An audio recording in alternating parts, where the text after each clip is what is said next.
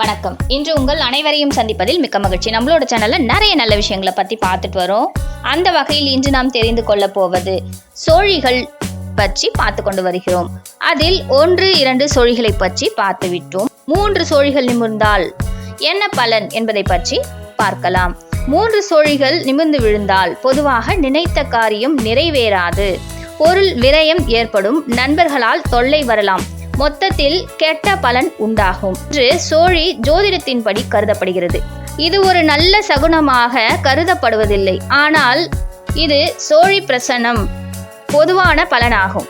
சோழி பிரசனத்தின் பலன்களை பார்க்கலாம். ஒரு சோழி நிமிர்ந்தால் நினைத்த காரியம் பொருள் சேரும், தன்னம்பிக்கை அதிகரிக்கும்.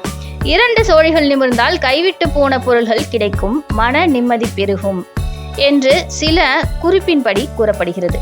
3 சோழிகள் நிமிர்ந்தால் காரிய தடைகள், பண விரயம், நண்பர்களால் சிக்கல்கள், கெட்ட பலன்கள் கொடுக்கும் என்று கூறப்படுகிறது.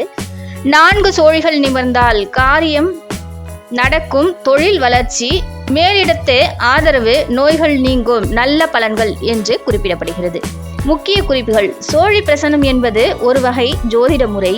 இது தனிப்பட்ட நம்பிக்கைகள் மற்றும் பரம்பரை ஜோதிட முறைகளை பொறுத்து சில மாறுபாடுகள் கொண்டிருக்கக்கூடியதாக இருக்கும்.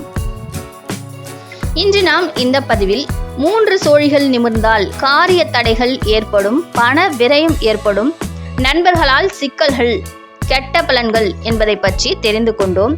நாளை வேறொரு பதிவில் சந்திக்கலாம். நன்றி, வணக்கம்.